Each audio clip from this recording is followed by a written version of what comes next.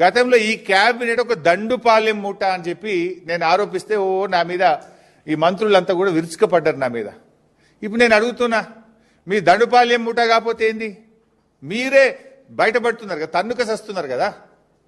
ఇప్పుడు ఈ 9E black టెండర్లలో ముఖ్యమంత్రి వర్సెస్ బట్టి గారు వర్సెస్ కోమటిరెడ్డి కదా, ముగ్గురు దండుకుంటేనే కదా ఇదంతా విషయం బయటకు వచ్చింది.